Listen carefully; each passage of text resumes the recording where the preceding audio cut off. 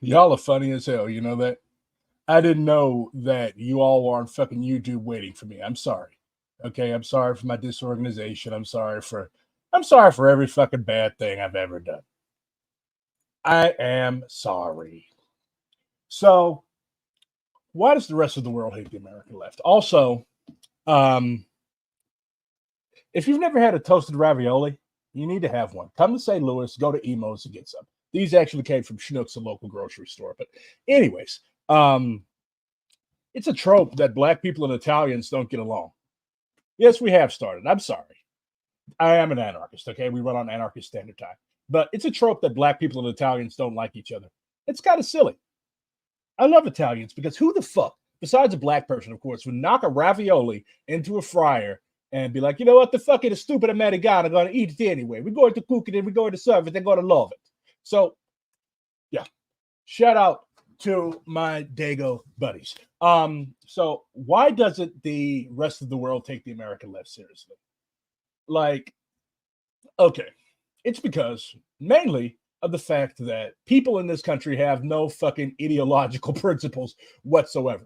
Like, all throughout George Floyd, all throughout Ferguson, everybody's like, yeah, fuck the system, fuck the state. America was never great. Then AOC comes along, Bernie Sanders comes along, somebody comes along and jingles a pair of keys in front of your face. They jiggle the fucking car keys in front of your face, and you're like a little fucking baby. You're like, oh my God, oh yeah, we're seizing power. Okay, look. Fred Hampton, right? Murdered by the same Chicago Police Department. Murdered by the same Chicago Police Department that is currently knocking old women to the ground because they don't move fast enough. That same Chicago Police Department is defending the DNC. They also murdered Fred Hampton. Let's listen to Fred Hampton for a little. I'm the deputy chairman of the state of Illinois, Black Panther Party, Fred Hampton. And a lot of people don't understand the Black Panther Party's relationship with white mother country radicals. A lot of people don't even understand that word that they're uses a lot. But what we're saying is that there are white people in the mother country that are for the same types of things that we are for stimulating revolution in the mother country. And we said that we'll work with anybody and form coalition with anybody that has revolution on their mind. We're not a racist organization because we understand that racism is an excuse used for capitalism. And we know that racism is just a byproduct of capitalism. Everything would be all right if everything was put back in the hands of the people. And we're going to have to put it back in the hands of the people. Everybody in the state of Illinois is going to have to be involved or even around the revolution because we're going to have one. We're going to have to do more than talk. We're going to have to do more. So compare Fred Hampton to AOC. AOC spoke at the Democratic National Convention last night. I'm going to play her speech later, and I'm also going to analyze her speech later because it's important to analyze things. It's important to not just react to things. So we have to understand, like, why she said the things she said. Why was she invited to speak at the DNC? Why wasn't Nadine Kiswani within our lifetime invited to speak? Why wasn't somebody who helped put together a college encampment invited to speak? Why wasn't Fred Hampton invited to speak at the DNC in 1968? Well, for one, he would have spit in anybody's face that brought him that stupid idea. If I recall correctly, Fred Hampton was in jail in 1968. So why was AOC invited to speak at the Democratic National Convention? I'm going to tell you later because I understand a lot of you guys need somebody to tell you what to think. More than listen. We're going to even have to do more than learn. We're going to have to start practicing, and that's very hard. We got to start learning, and you learn through practice. We got to start making mistakes, and you learn through making mistakes. We got to start getting out there with the people. And a lot of times we think we're better than the people, but that's an insult, and that's criminal. Think you're better than the people. We got to get together and learn where it's at. It's going to take a lot of hard work. Education for children is something else. You ought to dig on it. Every sister in this audience. Every sister in this audience ought to get themselves together and come on down and help us with that Breakfast for Children program. You ought to come down and help feed them children in the morning. We have Breakfast for Children because we teach the people through practice, through observation and participation. So compare what Fred is saying here to the liberals who are like, oh, she's using her. What fucking power does AOC have? Okay, personal power is not mass power. Like all of these people talk about mass politics. Like, you all don't know what mass politics is. You all don't know who the masses are. You all think the masses are a bunch of fucking 58-year-old Karens who would vote for Adolf Hitler if he had a D after his name. And you don't know what politics is. Politics is war without bloodshed. So if you let your enemy, and yes, the Democrats are your enemy, if you let your enemy lie to you time after time after time after time again, and you get nothing, okay? AOC came to prominence because of the Green New Deal, Medicare for all that Bernie shit. None of that is in the Democratic Party platform. Why the fuck would you speak at a convention that has ignored every policy proposal that you have made? I'll tell you why. Because she doesn't give a fuck about any of those policy proposals. She knew that these dumbass fucking hipster millennials and hipster zoomers would go out and form a cult of personality around her. And they don't investigate policy. People do not take the American left seriously because it is not a serious group of people. It's a very, very contradictory group of people. For one, it's heavily white. Okay, so we already know that white people are not going to be the revolutionary subject in the United States. We already know that. They're too comfortable. Until they lose all their fucking little treats and stuff, and until the ruling class cannot rule in the old way, they're not gonna be any good. Should we tactically still work with white people? Yes, but like, should we like rely on them to be a revolutionary subject? Absolutely not. The American left isn't even a left. It's not a left. Like in Europe, these people would be center right. In Africa and Asia, these people would be fascists. Jay Sakai said that more for me is not liberate humanity. What is the goal of the left? Okay, who can we call the left? The left is everybody who wants to topple this fucked up system. That's a left. AOC is not part of the left. Quit treating her as if she is. That's why people don't take us seriously, because you keep treating this no good ass opportunist as if she's a comrade. She's already telling you what she's about. She's told you time after time after time after time again, and y'all don't believe it. Y'all think she's joking. You all think that she's got some type of hidden strength. No, she's telling you exactly what she's about, and you all are so delusional that you don't believe it. That's a mark of a fool. That's a mark of what Malcolm would call a political chump. You all are being used, manipulated, time after time after time again, and y'all still don't get it. You all are not qualified to play politics. That people can be fed free. That's people thing. Socialism is the people. You're afraid of yourself. If you're afraid of socialism, you're afraid of yourself. We know they have our pictures. We know they're looking for us. We know they want us. But we're still saying that even though we could be in a sense, as far as this system goes, on the mountaintop, we in the Black Panther Party, because of our dedication and understanding what's in the valley, knowing that the people in the valley, knowing that we originally came from the valley, knowing that our flag is the same flag as the people in the valley, knowing that our enemy is on the mountaintop.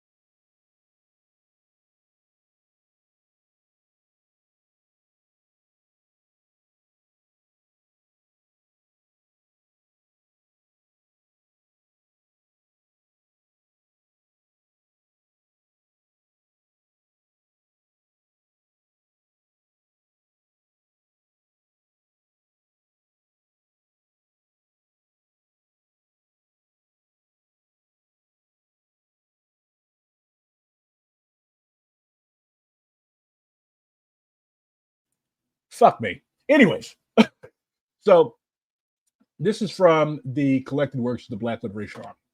So they have a very nice political spectrum here, and honestly, I refer to it as a guide a lot. So who is the left? The left would be socialism. That's vaguely defined as the people's side. Black people, poor people, third world peoples, communist parties, socialist parties, anarchists, radicals, and militants. Left of center includes civil rights organizations, the NAACP, and labor unions. Right of center includes moderates, liberals, social democrats, Congress of Racial Equality. Honestly, I think that core would have been left of center, but they had this no good guy named Floyd McKissick running things, who was basically a black capitalist. Black capitalists and labor leaders. All of these people are right of center. So Sean Fain, Sean O'Brien, SOB. These are in the same category as black capitalists. And the right, you've got capitalism, the bourgeois side. Wealthy people, upper middle class people, professional people, racists and bigots, Democratic Party, Republican Party, reactionaries, fascists such as the Nazis and the Ku Klux Klan. So you've got the Democrats, according to the Black Liberation Army, in the same category as the Republicans and the Ku Klux Klan. So why the fuck would somebody who claims to be of the left, who claims to be in a socialist party, why would you have somebody speaking at an event hosted by somebody who is considered to be hosted by a party who is who is right wing, in the same category as the KKK and fascism? Why? Because this is America. Fuck you.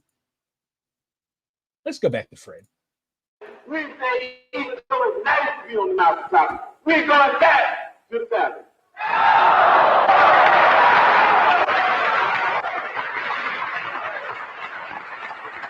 I be in the office every day. I be in the streets propagandizing every day. I be working with everybody every day. I be teaching that solidarity is the thing.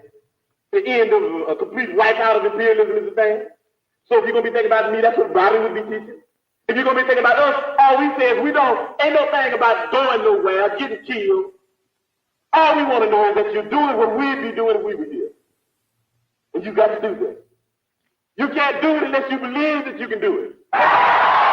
In the spirit of liberation, we understand that they want everybody in the party in jail. So he's referring to the Chicago Police Department and the FBI. The Chicago Police Department and the FBI did want everybody in the Black Panther Party in jail because everybody in the Black Panther Party was a threat to Yankee imperialism. AOC is not a threat to Yankee imperialism, okay? If you're a threat to Yankee imperialism, they don't invite you to speak at the Democratic National Convention. They don't. They don't invite people like Nerdy and Kiswani. They don't invite people who actually pose a threat to the system. They don't invite people like that to speak at their conventions. They didn't invite Fred Hampton to speak at their conventions. They fucking killed him. A Democratic administration killed Fred Hampton. Lyndon Baines Johnson was president in 1969. Actually, no, Richard Nixon was president in 1969. But when he was doing most of his work, it was Lyndon Baines Johnson and his FBI, led by J. Edgar Hoover, and the Chicago Police Department, firm Democrats all, who were engaged in the surveillance and harassment of the Black Panther Party. So, no, they were not going to invite him to speak at their convention. Absolutely fucking not. He was an outsider. If you're a communist, if you're a socialist, you are always an outsider in the bourgeois imperialist system. You don't get invited to speak. You don't get invited to sit at the table. Why? Because they recognize you as a threat. That is why Fred Hampton was murdered. Are they going to kill AOC? Absolutely not. She's too useful. She's too useful in shepherding stupid motherfuckers, many of which are in my own fucking organization, DSA, into voting for Democrats. And the funny thing is, these people can't just shut up and vote for Democrats and keep their mouths shut. They want all of us to drag and follow them into the marsh too. They want all of us to go out and vote for Democrats. They want us to forswear all of our political principles. They want us to forget about Fred Hampton for a minute. They want us to forget about Malcolm X for a minute. They want us to forget about Huey Newton for a minute. I have read False Internationalism, False Nationalism, False Internationalism. It's a very good book. They want us to forswear everything that we've learned. They want us to put away our linen, put away our mouth, and be pragmatists. And they're not even pragmatists because pragmatists get shit. What has the right wing of DSA gotten through working with AOC besides jobs for a few of them? Okay? I'm not working to keep some fucking white kid with the trust fund on a congressional staff. I'm working for revolution, okay? My people were brought here as slaves. Fuck you, fuck your job, and fuck your resume. Okay? I want this shit to fall. Until this shit falls, there is no fucking working within this system. What do you have to... Bro, this is why people do not take the American left seriously. And we know that if we try to figure out separate and divide who should go and who shouldn't go. We spend more time doing that than working for the people. So the quick solution, the speedy one, nobody goes. Nobody goes. We all stay right here. With the people. Because we love the people. Okay. Does AOC love the people? Like, does she visit the fucking people who are getting their asses kicked, the people who sit up at the encampment in Union Park? Of course not. Of course not. She's too busy taking pictures with Zionists. AOC doesn't give a fuck about you. AOC doesn't give a fuck about anybody but AOC. If you haven't realized that, then there's no hope for you. You have no business in politics. How do we know that AOC doesn't give a shit about anybody but AOC? Here she is. People are like lauding her and gassing her up and glazing her because, oh, she mentioned a ceasefire. Okay. Why the fuck are you mentioning a ceasefire when 100,000 people have already been killed? Like, why would you do that? That's like calling the fire department after your house is already burned down to ash. So here she is taking a picture with somebody who had, that poster is of, that dude was killed in combat. He's not even a hostage. This is Zionist propaganda. So why are you hanging out as a socialist, as a member of my organization? Like, why haven't we kicked this woman out yet? Like, why is she still allowed to taint us? She's still on the front fucking page of our website. Why are we still entertaining this? She's taking pictures with Zionists. She's helping to carry Zionist propaganda. She's been doing this for months. She's been doing this for months. She considers anti-Zionist protests to be manifestations of anti-Semitism. AOC is a two-faced opportunist that joins politics to enrich herself. Like, I'm going to play her speech later, but like, she's like, I was making an omelet 2 years ago. Who gives a fuck? And that's not even true because, like, you already had connections to the fucking political, to these fucking political junkies. You already had these connections. You're not like some waiter who was some waitress or some bartender who was magically elevated to the commanding heights of American politics. Okay, that's not you. That's a myth that you and your supporters have told people to try to get them to vote for. I also have to refer back to Ahmed, one of the DSA NPCs, basically representative of the left wing. So Ahmed said months ago that at the same time, DSA also finds itself with less wind than it sails. While many of its champions have showed up at rallies, marches, campaigns, and direct actions for Palestine across the U.S., the national DSA body faces dwindling membership as it's criticized by different Palestinian solidarity organizations. Why was DSA National being criticized by Palestinian solidarity organizations? Because it's cowardice. It's a cowardly group of people. Not all of us are cowardly, okay? Not all of us, but many of these people who are the loudest, many of these people who continue to stand AOC, like even Groundwork has dumped AOC. Groundwork for the past few months has solidly been on the right wing of the organization, but even they realize this is fucked up. The only real holdouts are Socialist Majority Caucus, well, Settler Majority Caucus, whatever you want to call it. Anyway, so DSA National refused to de-endorse Representative Bowman, who lost his job because of a shitload of APAC money. This guy a few years ago was engaging in diplomatic visits to Israel, and he voted in favor of funding the Open Dome. This opened up the Iron Dome, I'm sorry. This opened up the first tear at the seams of DSA's electoral project. And I'm not opposed to elections, okay? I am not opposed to engaging in electoral politics, but none of this shit is strategic. None of this shit is strategic. Okay? It's just fucking, it's not even tactical. It's just rank opportunism, rank attention seeking, and we're losing. Okay? We are losing because we continue to back these people. We continue to uncritically stand these people, and they're telling you what they're about. Like, what exactly does it take? Is it going to take her eating a kitten on national TV for you all to be like, yeah, there's something fucked up about this woman? Like, what exactly is it going to take? This is why people do not take the American left seriously, because our capacity for self-delusion and flat-out cowardice is huge.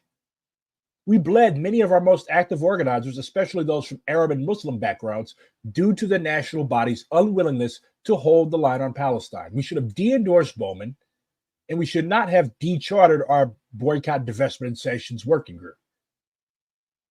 That preceded two of the biggest weekly membership losses in DSA's history.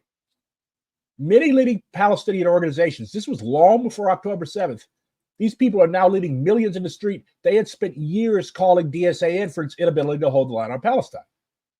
DSA member AOC tearfully voted present on a bill funding genocide. She carries water for Biden in his attempts to appeal to the left and youth, and she denies Palestinians' right to self-determination.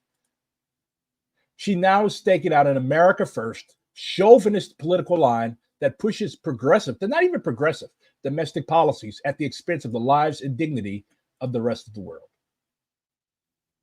She, along with DSA members such as Jamal Bowman, now embody today's politics of cowardice, progressive except for Palestine. Politicians do not bend to favors, but to power. Our power cannot only come from helping candidates win. We must also hold the power to relieve them of their seats. And people keep saying, AOC doesn't need DSA. If AOC doesn't need DSA, kick her the fuck out. Because apparently she's getting more from the Democrats for herself personally, not for the movement, than she is from us. So why the fuck do we still tolerate her? Rank opportunism. AOC is no longer an upstart outsider, but a seasoned politician, carefully balancing myriad lobbies and interests against the well-being of the people. For this new AOC, electability takes precedence above all else. The risk of a principled stance is weighed by the ounce against the backlash it might elicit from moderate or right-wing democratic institutions. The calculus for DSA and the left, once the core of AOC's base, has changed. So we need to change with it. This woman is a supporter of Yankee imperialism. She is not a friend of ours. We do not have to shut up. We do not have to give her anything. We do not have to give her any flowers. We do not have to give her any props. We don't owe her shit. So let's listen to this slop. Let's listen to this garbage. Let's see what she has to say. Kamala Harris and Tim Walz for your vision.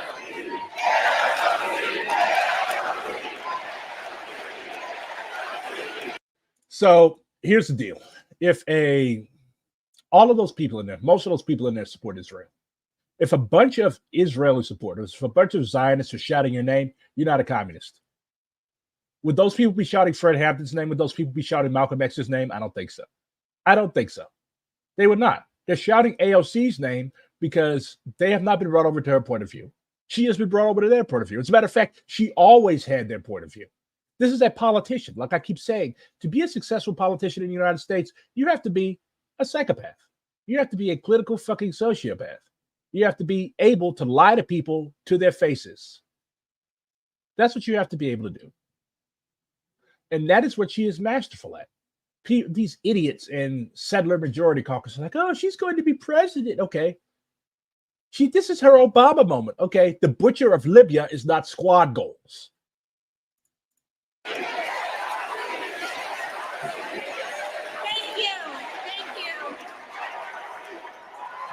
Thank you. Thank you, Chicago, for your energy. Thank you, Kamala Harris and Tim Walz, for your vision. And thank you, Joe Biden, for your... So she's supposed to be in opposition to Biden, and here she is thanking the man. What are you thinking? What are you thanking Joe Biden for, AOC? Let's see. For leadership. For your leadership. Thank you, Joe Biden, for your leadership. This woman is supposed to be a socialist. And here she is thanking the co-butcher of Gaza for his leadership. You're thanking the co-butcher of Gaza. Every time you see a fucking body reduced to a 10-kilogram bag, that is what AOC is thanking Joe Biden for. If you thank Joe Biden, you are a genocide. That is what you are. She and Bernie did not even want Biden to drop out. Yeah, she is to the right of Nancy fucking Pelosi. Nancy Pelosi applied her clout and applied her pressure to drop out. AOC was a Biden dead ender.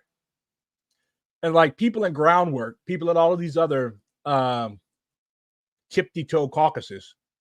Like, they're saying the same shit now that us leftist ultras and wreckers were saying all the way back in May. Welcome to the club, but why weren't you all saying the same shit in May? To be fair to Groundwork, they do have better political spidey senses than Settler Majority Caucus, but still. Come on, people.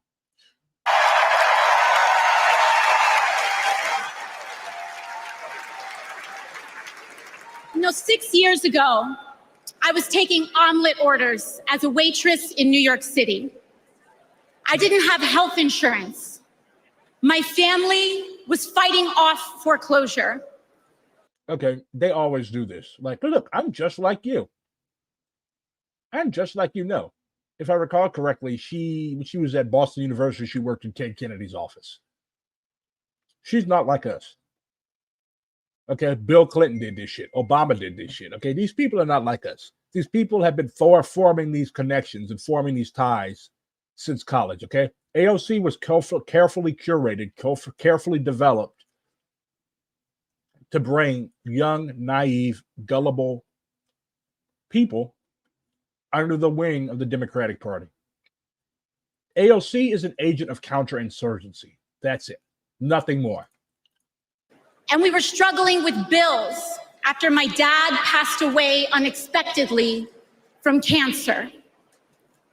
Like millions of Americans, we were just looking for an honest shake. And we were tired of a cynical politics that seemed blind to the realities of working people. It was then, only through the miracles of democracy and community, that the good people of the Bronx and Queens chose someone like me to elect them in Congress.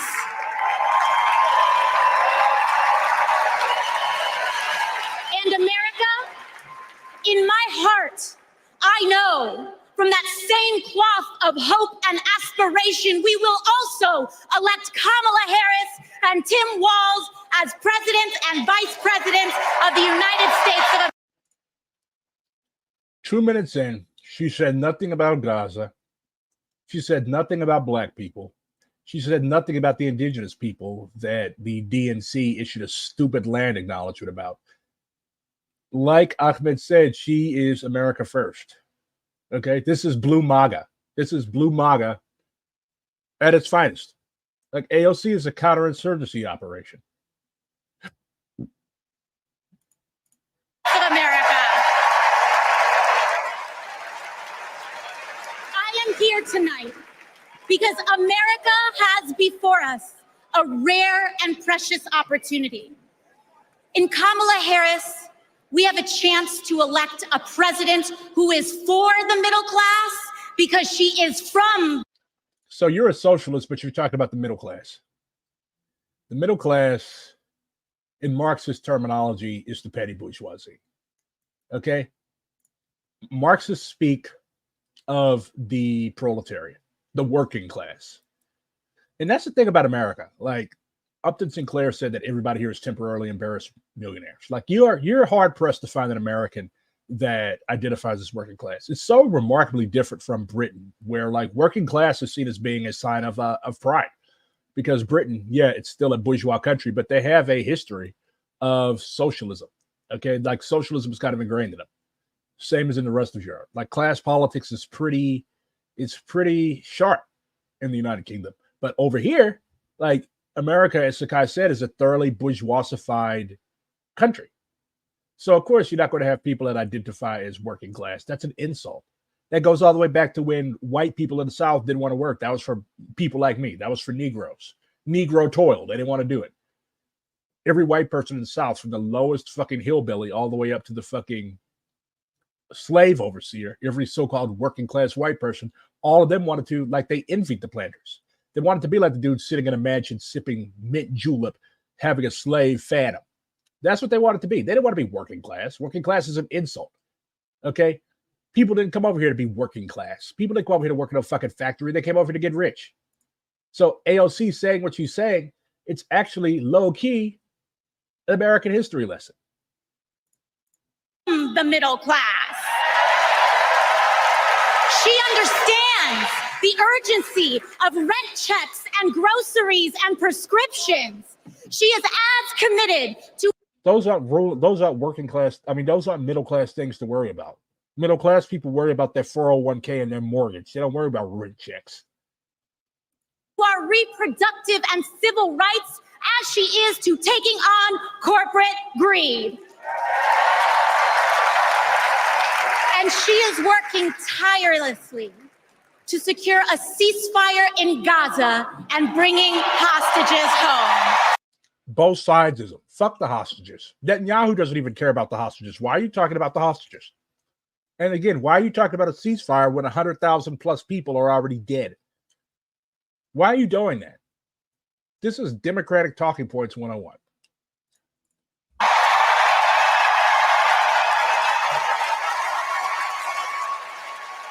In Kamala Harris, I see a leader who understands.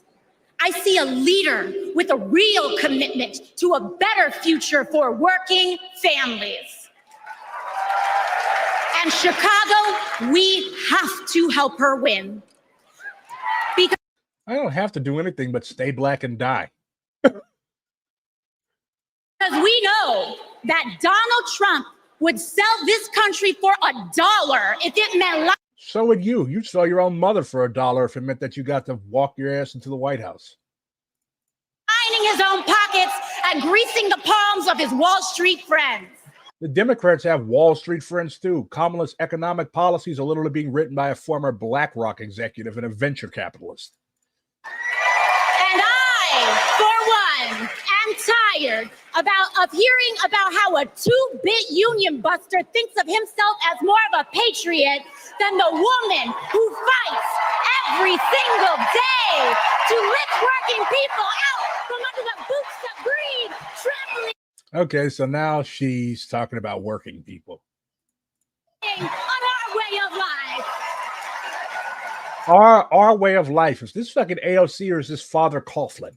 The truth is, Don, you cannot love this country if you only fight for the wealthy and big business. To love this country is to fight for its people. All people, working people, everyday Americans like bartenders and factory workers and fast food cashiers who punch a clock and are on their feet all day in some of the toughest jobs out there. You know, ever since I got elected, Republicans have attacked me. Everybody's attacked you. That's part of being in politics. Somebody asked in chat, who are the BlackRock people's names? You've got Mike Pyle and you've got a guy named Dees, Brian Dees. Both of them are alums of asset management giant BlackRock. Key Wall Street experience that they bring to the Harris team. Pyle was global chief investment strategist at BlackRock, and Dees did a 3-year stint as the company's head of sustainable investing. And she's also working with a Ford Motor Company lobbyist named Deanne Millison. So, yeah, bourgeois to the bone. By saying that I should go back to bartending. But let me tell you, I'm happy to. Maybe you should go back to bartending. Maybe you'd actually develop a proletarian, internationalist, and revolutionary analysis. Any day of the week, because there is nothing wrong with working for a living. Yeah, maybe you should go back to working for a living.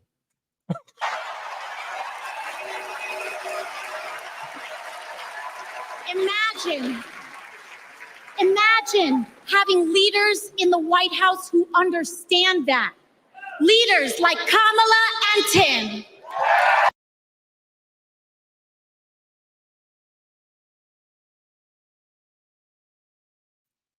Kamala Harris has never worked for a living. Of course she's posturing to become president one day. But Kamala Harris has never worked for a living. Her first job out of college was as a fucking prosecutor. But Chicago, just because the choice is clear to us does not mean that the path will be easy. Over the next 78 days, we will have to pour every ounce, every minute, every moment into making history on November 5th. Not that they always they have a reactionary conception of identity politics. Also, you're Puerto Rican. Why haven't you mentioned the struggle that your people are going through? Like, why haven't you done that? Like, if I had my black ass up there, which I probably never will, they'd put a bullet in my head first. Like, it would be black people from wall to wall.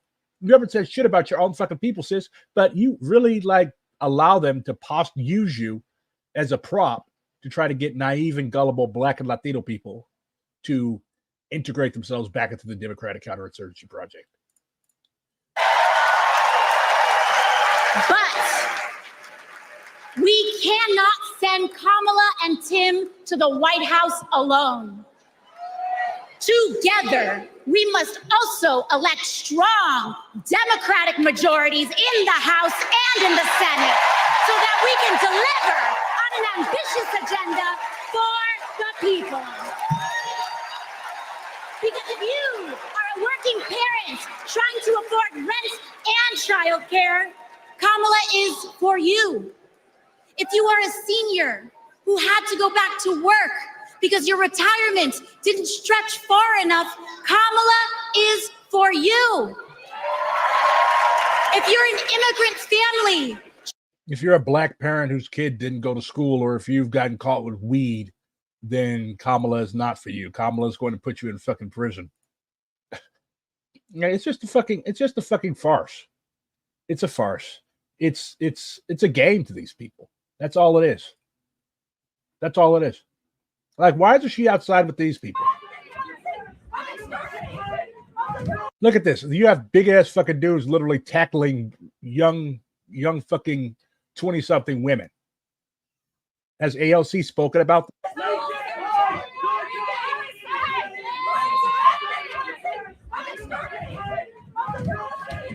Oh my God. Oh my God. Where's AOC at? Like, why isn't she out here with the people?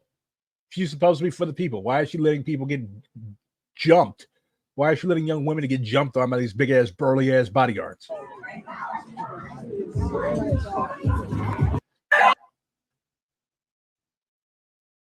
No. Trump is also, so a lot of people don't know, but Jimmy Carter was fucked over by Ronald Reagan with the Iranian hostages. Okay.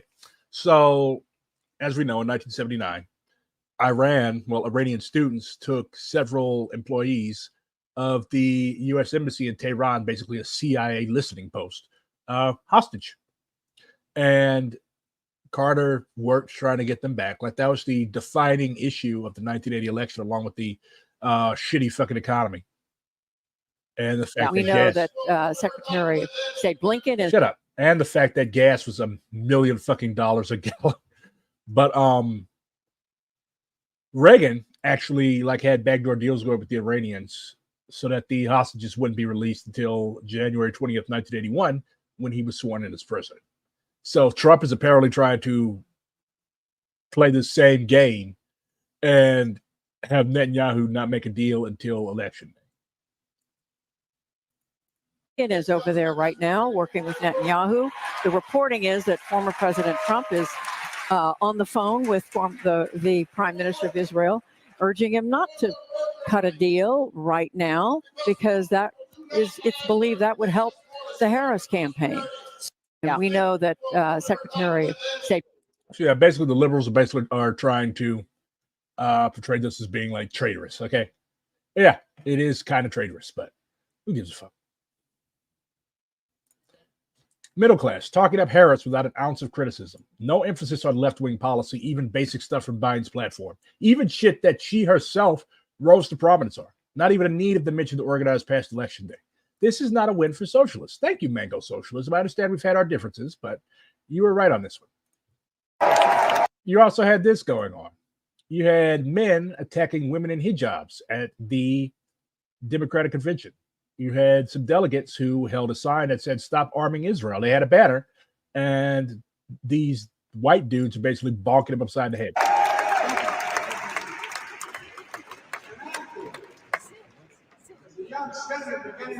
They're telling them to sit like they're dogs. We love Joe. Like, why exactly do you love Joe? Like, you talk about North Koreans and their cult of personality, but here you are. Like, why do you love Joe? For what reason should we love Joe?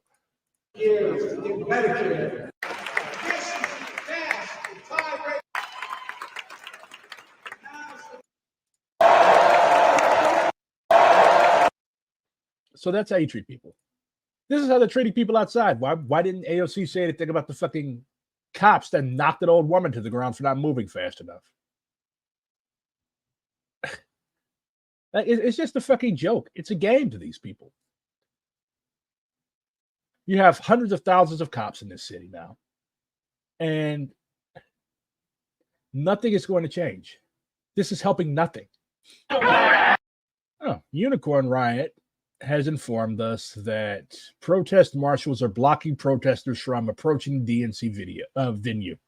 As several thousand protesters took the streets of Chicago on the first day of the DNC, an extended melee occurred as dozens of protest marshals physically blocked certain protesters from going off the approved route of the protest. The confrontation lasted nearly the whole 7-block route from Union Park to Park 578 and revolved around protest marshals cordoning off protesters who wanted to get close to the fence of the security perimeter for the United Center where the DNC is being held. Protesters were saying, "You see this? They're blocking you from the butchers of Gaza." There were no physical injuries seen or reported despite tussling and argumentative yelling. The ruckus was watched by Chicago police officers, CPD, on bikes who were monitoring the protest in hundreds. The organized protest marshals and participants called out for the CPD to intervene. Okay, yeah, it sucks if you're calling the cops to intervene and remove protesters, okay? Like, these were not infiltrators or anything like that. These were radicals. These were the people that we need to have. These are people that we need to have on our side. That's who we need. And alienating ourselves from the cutting edge of our movement, that's no good. I've been a protest marshal before. I've never once called for the cops to intervene. I've never once called for the cops to arrest people. I've never once called for the cops to come in and drag people off and body slam people and mace and pepper spray and tear gas people. That's wrong. You don't do that. That divides our movement. So yes, I would be unequivocally opposed to action such as Palestine. We give it everything we got. We do not work with the police. We do not point people out to That is right. the police. We do not lay hands on our comrades. When we go That is right. hard for our people, you ain't stand out the way. If you ain't with it, then stand out the way.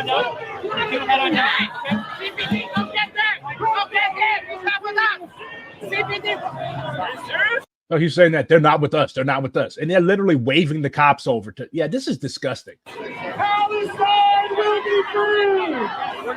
We're just shielding press now. They've dispersed again. Of course, Frizzo dude is right in front and center. Chicago is a Frizzo stronghold. This is why the anarchists said never trust yellow vests. As somebody that's worn a yellow vest before, I kind of agree. Like, yeah, but it's also important. Like, yellow vests do serve a role. Marshals do serve a role because, like, it's not a good idea to just like jump on and start beating the shit out of people when there's hundreds of cops around. That's what they're waiting for. There's literally a shirt being sold in Southwest Chicago, a notoriously cop-heavy area. Like, that's where the cops live. That says, "We beat your granddad's ass in '68. We're going to beat your ass now." So all of these pigs around here, black and white and Latino alike, are like, Chicago has one of the heaviest cop cults in the country. Chicago has some of the heaviest cop cults in the country. So yeah, I get it. But at the same time, never, ever, ever hand people over to the same police department that murdered Fred Hampton. Like, remember Holman Square? They were literally disappearing people into a black hole. Yeah, that's that police department. So yeah, I understand why people are mad. I'm kind of outraged myself that people who are trusted with the security of a demonstration are doing that. That's a no-no.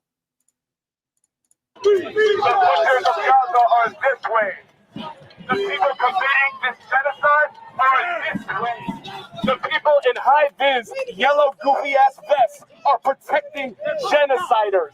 They're protecting cops, and they are maintaining the fucking domination of U.S. imperialism by making you subservient to their fucking bullshit. This is the way to go. I agree with dude. Make it great.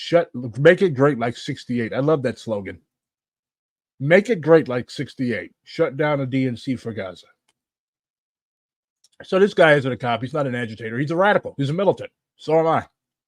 If you want to stand with the people of the world, be like Gaza, shake the fence. Be like Gaza, shake the fence. Be like Gaza, shake the fence. Be like Gaza, shake the fence. Be like Gaza, shake the fence. Be like Gaza, shake the fence. Be like Gaza, shake the fence. Say, be like Gaza, shake the. Okay, so what is wrong with this? Like, do we or do we not respect the diversity of tactics? Fence. Be like Gaza, shake the fence. And again, where's ALC? I thought she was the big, bad, militant, radical socialist. She's too busy hobnobbing with Zionists and liberal Democrats. Like, she doesn't know that people who may have at one time or another volunteered for her, she doesn't know that people are outside. She doesn't care. She doesn't care. She doesn't care if all of these people get tear gassed, maced, and arrested if it means that she gets to be president in 2040. The butchers are that way. The butchers are that way. The butchers are that way. The butchers are that way. The butchers. So what the marshals appear to have done, they're separating the radicals from the masses because they don't want the masses to be influenced by the radicals. That's kind of shitty. You don't do that. If we let this be a parade, the Palestinian people will die in vain. If we let this be a parade, the Palestinian people will die in vain. I like this guy. If we let this stay a parade, the Palestinian people will die in vain. Bring that way. You want sight and sound? Bring that shit that way. That way. The war criminals are this way. They are this way. These are just bikes and men. These are just bikes and men and humans. The power of the people is greater than a man's technology. He's saying that these are just bikes and men. Push through. You can fucking call me whatever you want, but the DNC is that way. The fucking butchers of Gaza I wonder if this guy's with an org. I'd love to interview him. are that way. It's not my fault you're a hall monitor. The stakes are Man, I love this dude. too high for this fucking bullshit. Look, we're not asking people to put their families at risk. We're not asking women and children to put their babies at risk. The fucking U.S. government is. We're asking people who are the fighters, who have a fucking heart and a fucking mind. The fucking butchers of Gaza are that way. They want you to go everywhere else except where you act. I think the idea that the marshals have, which is kind of true, is that if, they were waiting, the police narrative was that these people were just waiting to storm the place where the convention is being held. They were ready for that. The Secret Service was there. There were snipers there. So in a way, I get it, The role of the marshal is to protect people from getting shot, from getting beat up, all sorts of other stuff. But at the same time, don't separate. Let the masses decide themselves what they're ready to do, okay? People do not take the American left seriously because the American left is not ready to bleed. I think brother here would agree. Like the American left is not ready to bleed. So yes, he's correct in saying that our protests should be more than just parades. They actually should be oppositional. They should pose a threat to the state. But at the same time, we also have to be strategic in how we use our people. And people may not have signed up to get tear gas. People may not have signed up to get a fucking bullet through their throat. Okay? And people may not have signed up for that. So yeah, I get it. But at the same time, do not split our movement. Do not drive off our hard edge through stuff like this. Don't be a fucking hall monitor. Don't be like that. And then you're going to go home and tell everybody that you were at Chicago. What did you do at Chicago? You served as basically a human shield to keep people off of keep people away from this convention center. That's not good. That's not how we should orient ourselves. You're there to keep people safe, yes, but you also are there in the service of a broader movement. You are out there for the people of Gaza, are you not? What do the people of Gaza want us to do? They want us to escalate. actually be within sight and sound of these motherfuckers. Be like Gaza, shake the fence. Be like Gaza, shake the fence. Be like Gaza, shake the fence. Don't listen to them. They're a bunch of losers trying to cause problems. Go straight. Go straight. Don't listen to them. This happens at every big protest, by the way. Like, this isn't the first time that this has happened. I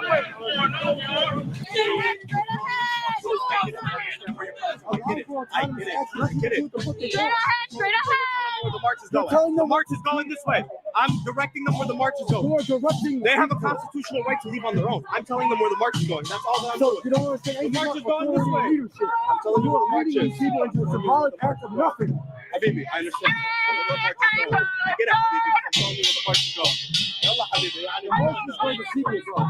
You don't have an unofficial order of the people. I understand. I'm not stopping nobody. I ain't stopping nobody. I'm telling You're you telling people what to do. The march is this way, buddy. You're free to join. You're a part of the march, man. We're all a part of the march together. Basically, the organizers, the safety patrol that are in the reflective vests, they stopped us from taking a route that's more direct towards where the actual DNC is happening. They kept us on the prescribed route and away from the elites. I mean, this was a march with the permit, so yeah. That always happens. It behooves us as people who support this protest, this movement, to try and do what we can. And if that means just walking out of the prescribed route, then I would do that in a heartbeat. If it means, shaking the fence, screaming at the top of our voices, let's get as close as we can instead of here on a city prescribed route where alleged safety patrol doesn't allow us. Getting up a park so they can direct people into the park. That is a Brett flag. I don't know why it was there. I guess, I don't know. The internet appears on the streets a lot. So, in short, fuck AOC. I'm not going to say fuck protest marshals, no, because they serve a viable role. And again, I've been one. So, if you're at a large protest, you need to keep yourself in line with what the masses are ready to do. Don't split off by yourself. Don't get arrested, okay? Getting arrested over and over and over and over again is not, yes, you have to be prepared to be arrested because we're oppositional. We oppose Yankee imperialism. And if you oppose Yankee imperialism, you tend to get arrested. But we should not actively seek out arrest. We should not seek to martyr ourselves for no good reason. So stuff like that only works when you have thousands of people ready to follow you. If not, don't end up like the Symbionese Liberation Army. Don't end up like the fucking Weather Underground. Okay, I get it. Walking along a city permitted route is boring as hell, and yeah, it usually doesn't accomplish shit. But neither does going out and dying. But at the same time, never ever ever hold back radicals from doing radical things. Our job's to spread the ideology and the practice of the radicals. That's what we do. Do not ever hold back the left line, because the left line is going to grow regardless. And when it grows and when it's hegemonic, it's going to remember who opposed it. Peace.